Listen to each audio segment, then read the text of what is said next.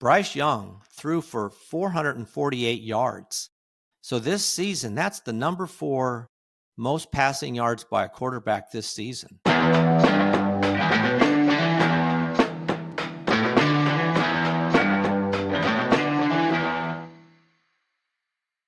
Welcome to Just the Stats NFL Top 10's for Monday. Big Monday it was. A lot of good games, a lot of games between top teams, and they were close games, most of them. So that was pretty impressive, fun to watch. As a Jaguar fan, I was shocked and pleased at the results of their game, which we might get to today.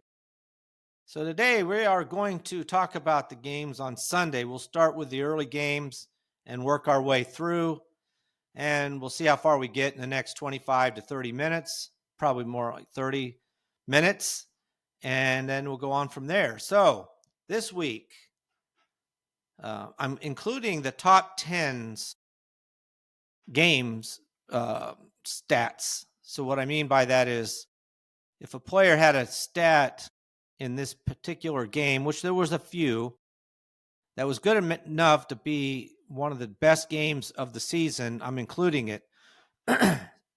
And I'll mention it.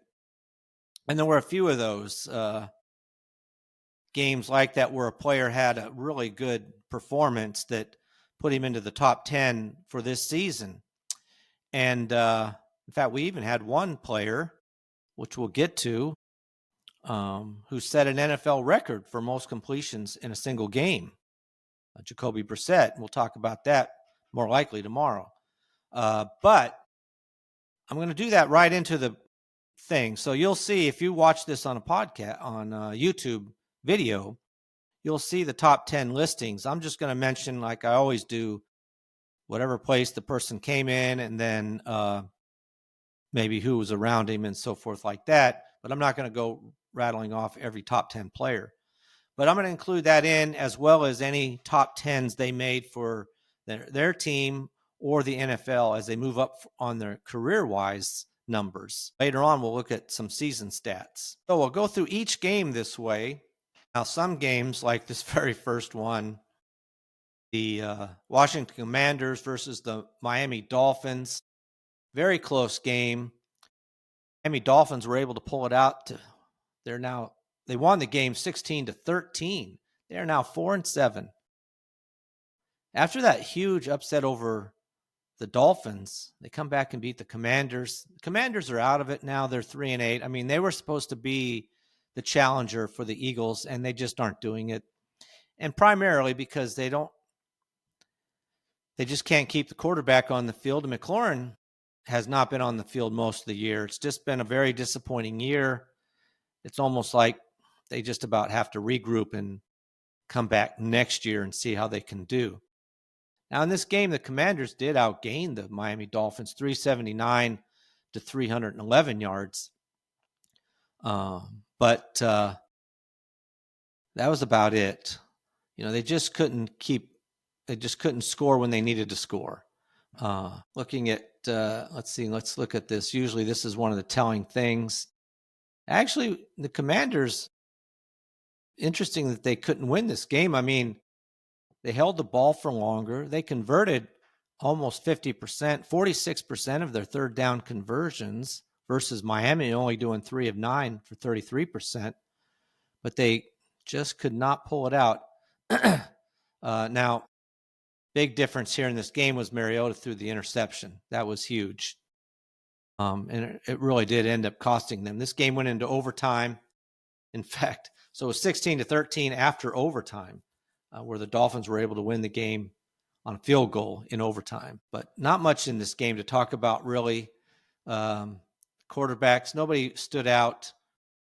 Like I said, Tagovailoa did all right. He only threw for 171 yards, 14 for 20 for 171 yards, 96 quarterback rating. This was a very slow game. I mean, the only standout player here was Devon Achane, who had 21 carries for 120 yards. Now, no touchdowns there, but that's excellent. And then he also led the team in receptions, 5 for 45. So he had a really good game, totaling out to 165 total yards in this game. He did have, no, he didn't, no touchdowns for him either, either as receiving or running, but still a good game. Now for the Commanders, it was Deebo Samuels led the team with receptions, 7 for 74 yards, and a touchdown in that was included in that. And he did have one rush as well, but only for 3 yards. But really, nobody stood out. All right, so that's enough of that game because it really, like I said, there's just not much to do. There's no top 10s, nothing like that. So let's move on to the Carolina Panthers and the Atlanta Falcons. Now, this one was such an important game, and it's even more meaningful now that the Buccaneers lost their game to the Bills. But the Carolina Panthers win this game also in overtime, 30-27 over the Atlanta Falcons. And the Falcons really needed to win this game to have any opportunity to make the playoffs, but they're pretty much out of it. They're 3-7. I mean, they'd have to go, basically win out the rest of the season even to have a chance, and that's not going to happen. But this was a very close game most of the game. Atlanta led at halftime 21-10, and they seemed to have a handle on it. But then in the third quarter, the Carolina Panthers came back to make it close. And then in the fourth quarter, they were able to score a touchdown and a 2-point conversion to end up winning the game in overtime with a field goal in overtime, winning 30-27. And it was a critical error in that game in overtime that gave Carolina Panthers the opportunity to kick a field goal and win it. But Carolina Panthers really racked up a lot of yards, 486 yards, and this was a huge game for Bryce Young. I've never seen him have a game like this. Very impressive play on his part. 31 completions on 45 attempts for 448 yards, 3 touchdowns, no interceptions. He had a quarterback rating of 123.2. I believe this might be the best game I've ever seen him play. And in this game, he got banged up too, but he kept on going, and they pulled this game out in overtime to win it. Pretty impressive. Now, Penix got knocked out of the game, and I don't know how badly he's hurt yet. Kirk Cousins had to come in. He just did a mediocre job. Not even mediocre. He was pretty bad. Penix was doing okay. He was 13 for 16 for 175 yards. So he had a quarterback rating of 112. But then he got hurt. Cousins came in, went 6 for 14 for 48 yards, 52 quarterback rating. And that's basically what happened. The Falcons were trying to win with a backup quarterback, and they couldn't do it. And Bryce Young played such a game. I mean, the Falcons have had a pretty good defense. But it was Bryce Young in this game. Bryce Young throwing to Tedero McMillan, who had 8 catches for 130 yards and 2 touchdowns. Huge game for him. This rookie's been a standout. Now for the Falcons, it was Bijan Robinson, 23 carries for 104 yards, 2 touchdowns. And then he also threw in 4 catches for 39 yards. So big game for him. And Drake London had 7 catches for 119 yards. So those two, their 2-star players, tried to keep the game close, and they did, but they couldn't pull out the win. Now in this game for the Carolina Panthers, Dave Canales, with this win, now has 11 wins for the Carolina Panthers and ties Matt Rua, who was the coach from 2020 to 2022 with 11 wins. So they both have 11 wins. Next up for Dave Canales is George Seifert, who is a great coach for the San Francisco 49ers, but he also coached the Panthers for a couple of years. He has 16 wins, so 5 more wins, and I'm sure the Carolina Panthers would love to get all 5 of those this season. If they do that, he's coach of the year. I mean, already I think he's a candidate because this is a team no one expected to have a winning record and be in contention to win the division. Now, like I said, in this game, Bryce Young threw for 448 yards. So this season, that's the number 4 most passing yards by a quarterback this season. Just so happens that one of the other ones was Jacoby Brissett, who came in at number 2. We'll talk about him. Beat Bryce Young by 4 yards. But yeah, Bryce Young, 448 yards. Now, some of it was in overtime, but still counts. Big game for him. Like I said, he usually averages somewhere around the 200-yard mark. So I really am happy for him because, there's a lot of questions about is he the quarterback for the Panthers or not? And he really showed a lot of toughness and a lot of gut there to play in that game. I'm not even, particularly a Panther fan, but I was, just happy for his play this Sunday. Now, also in this game for Atlanta in a losing effort, unfortunately for the Falcon fans and the Falcons, Bijan Robinson had 2 rushing touchdowns. He only needed 1 to pass Michael Vick to move into 9th place all time in rushing touchdowns for the Atlanta Falcons. So Bijan Robinson now has 22 rushing touchdowns to pass Michael Vick.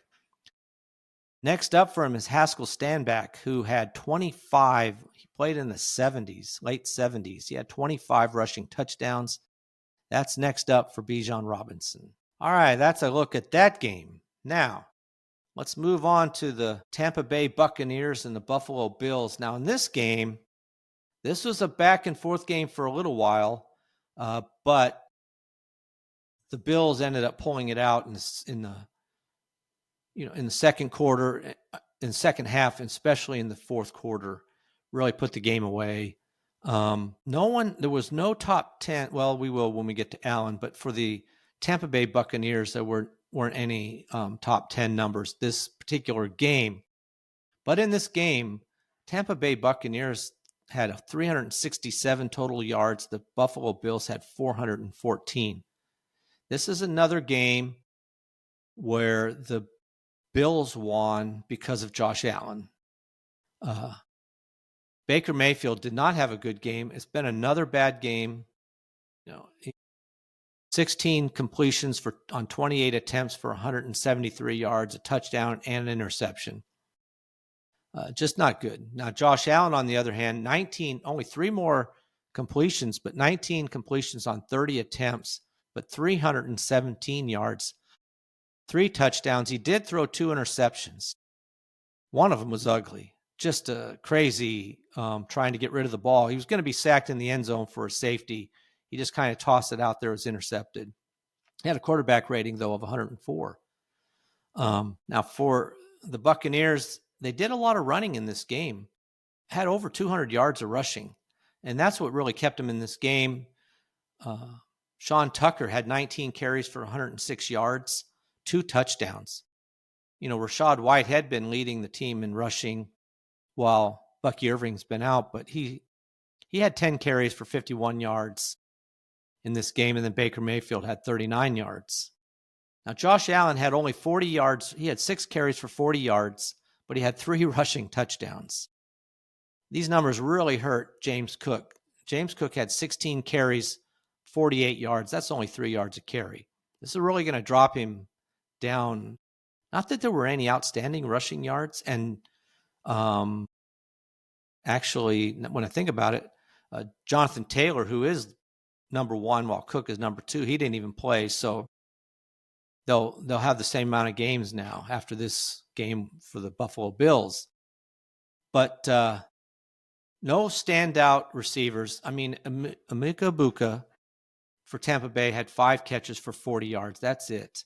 They are really missing some of their wide receivers. Cade Otton, who a lot of people had hoped as the tight end could get some receptions, only had 2 for 28. They just couldn't get a passing game going, really. They really need, Godwin and Evans back. It just rounds out their team, and Bucky Irving out of the backfield. They're missing all those players. Those are 3 of their star offensive players. They need them back. And the same for Buffalo. I mean, Tyrell Shavers had 4 catches for 90 yards and a touchdown, but no one had more than 4 catches. This was all Josh Allen. And honestly, Tampa Bay Buccaneers, did they not watch the game before with Miami? They let Josh Allen get out of the backfield too many times. It's just unbelievable. He had 6 carries for 40 yards.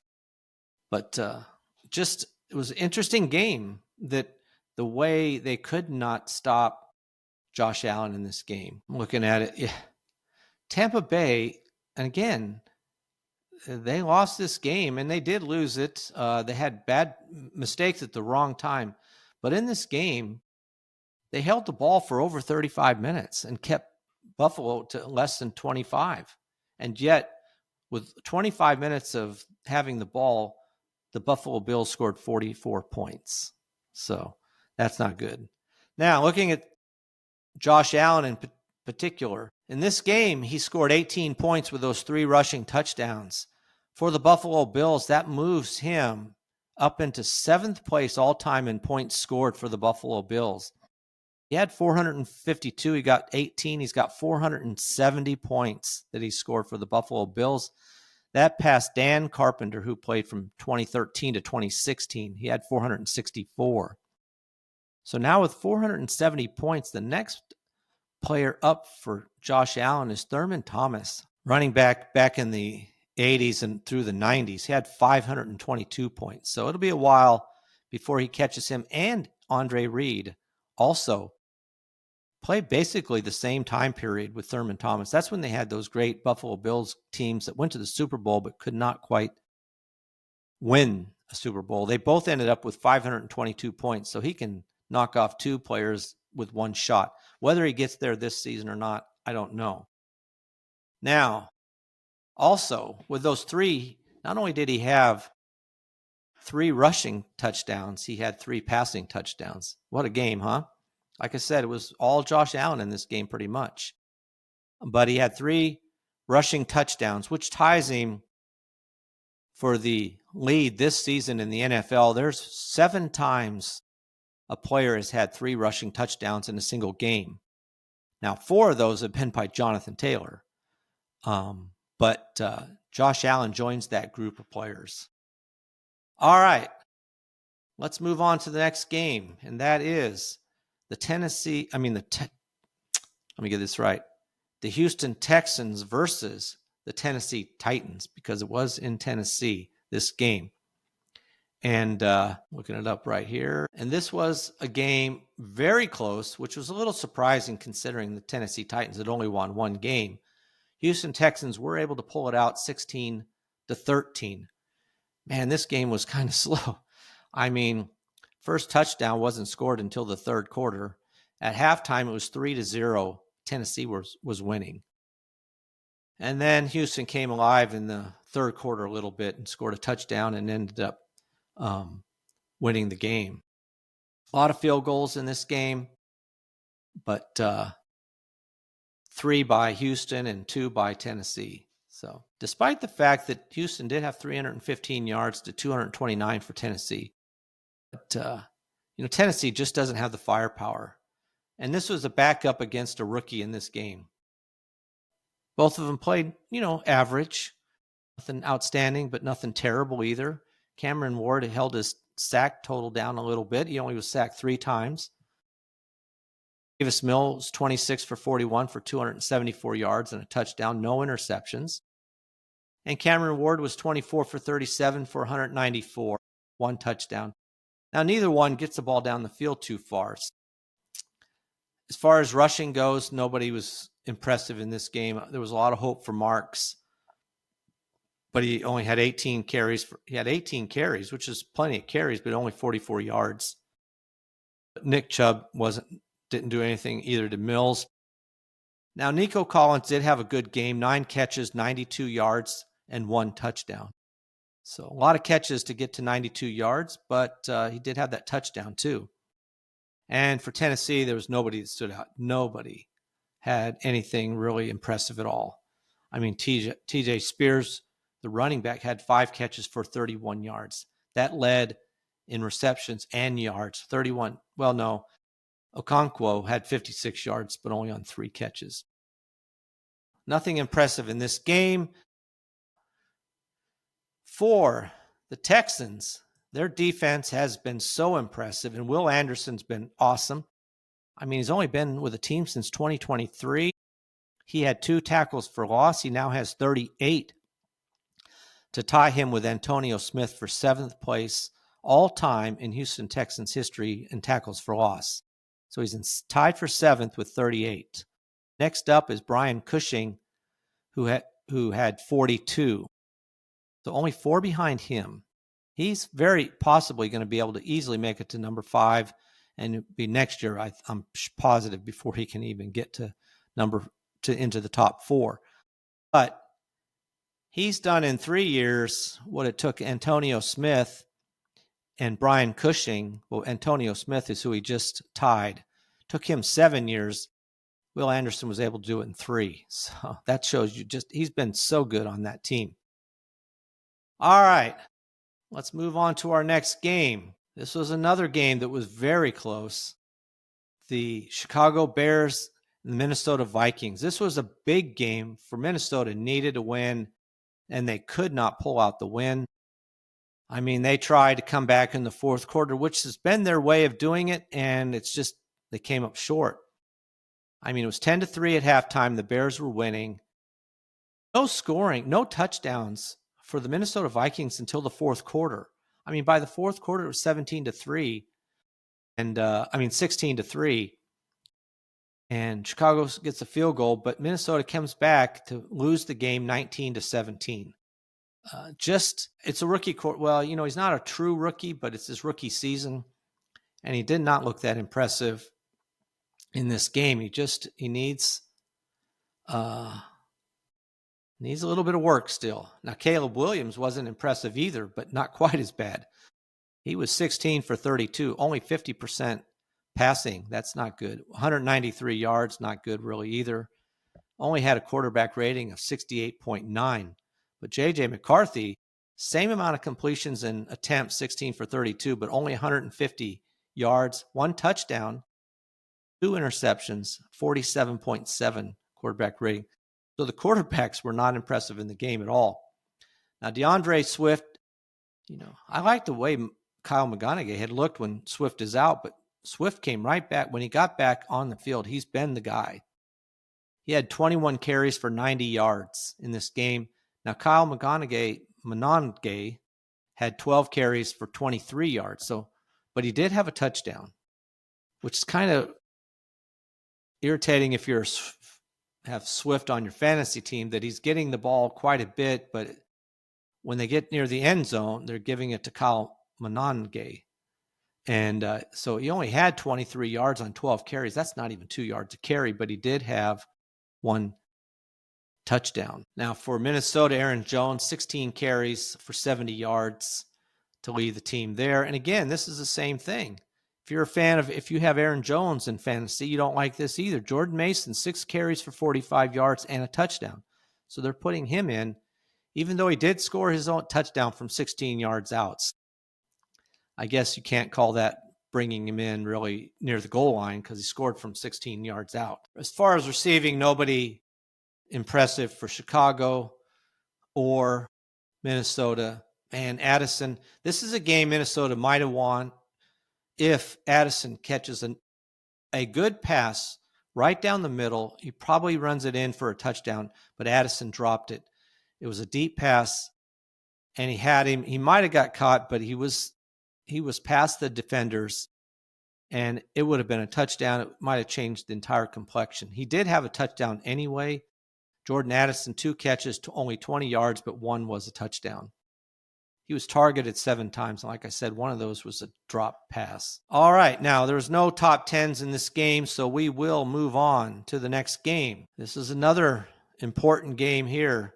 If the Bengals were hoping to have any chance to have any thought of being in the playoffs at all, they needed to win this game, and they could not do it. Not even close, really. I think Flacco's gotten figured out a little bit. The Steelers win this game 34-12. Really dominated pretty much the entire game, and they win it easily. Looking at the numbers, Joe Flacco really did have a bad game. 23 for 40, 199 yards. That's the lowest output he's had this season. 1 touchdown, 1 interception for 68.6. And Pittsburgh defense had looked vulnerable, but not in this game. They played well. I mean, they only got to Flacco 1 time, which you would have really thought Flacco would have more yards than that, especially when they're losing the entire game. Now, in this game, I don't know how badly, but Rodgers is hurt. We'll see how bad. He was 9 for 15 for 116 yards and 1 touchdown. He went out of the game. Rudolph came in. He played well as well. Of course, this is against the Bengals defense, so he was 12 for 16, 127 yards. Now, Chase Brown was impressive. 18 carries for 99 yards. He had looked terrible when Burrow went out. His numbers were just horrible, but they've figured out a way to use him. 18 carries, 99 yards. I think Pittsburgh was set on making sure Flacco did not rack up a ton of passing yards. Jaylen Warren was good.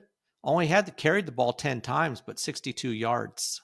They only ran the ball 28 times. Gainwell had 9, but only 24 yards for him. So Warren's definitely the guy here on this team. Now, Chase Brown led the team with receptions. This has been a bad game for Jamar Chase. They figured out a way to shut him down. He'd been averaging almost 10 yards a catch. Let me back up there. He'd been averaging about 10 receptions a game, only was held to 3. T. Higgins also had 3 for 63 yards, but he did have a touchdown as well. No touchdowns for Chase. Only 3 catches for 30 yards. Chase Brown led the team with 6 receptions. Big game for him, really. 28 yards there and another 99. So he had 127 yards total.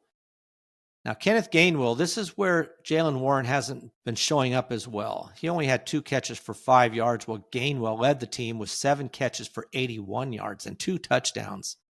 Wow. Big game for him, honestly. He had way more receiving yards than he did rushing, and he had more receiving yards than anybody on the team, including Metcalf or Darnell Washington. But again, this is a team that does a lot of those dink and dunk type passes. We're looking at it. Yeah. Now in this game, despite losing, Higgins had a touchdown reception, which for him, he needed 1 touchdown to pass TJ Houshmandzadeh. He'd been tied with him with 37 touchdown receptions. He got 1. He now has 38. So he's in 7th place all time by himself for Cincinnati Bengals receiving touchdowns. Next up for him is Eddie Brown, who played from 1985 to 1991. He has 41. And 5th is Jamar Chase with 51. But like I said, not a good game for him today. All right. We're going to call it a wrap after that game, and next game up will be the Chargers-Jaguars. We'll talk about that tomorrow along with the rest of the Sunday games. But we got in some games. These games that are coming up tomorrow on tomorrow's podcast had some big scoring and were pivotal games, but had some NFL records that were set and stuff like that. So that'll be fun to talk about tomorrow, but especially if you're watching it. But like I said, tomorrow we'll catch up with the rest of the games. I appreciate you listening. And please subscribe on YouTube at Just the Stats NFL. You can find this podcast there, video or audio. You can also find this podcast, Just the Stats NFL, on not Facebook, but I do have a Facebook site. But on Apple, Spotify, you can also contact me at justthestatsnfl@gmail.com if you have a question, comment. Appreciate anybody who chimes in any way like that. The comments that I do get, I like, and I try to respond back if I can. Also, so like I said, I appreciate you listening, and I hope you enjoy the Monday night game tonight, and I'll talk to you tomorrow. So that is a wrap for NFL Top 10's for Monday. I'm out.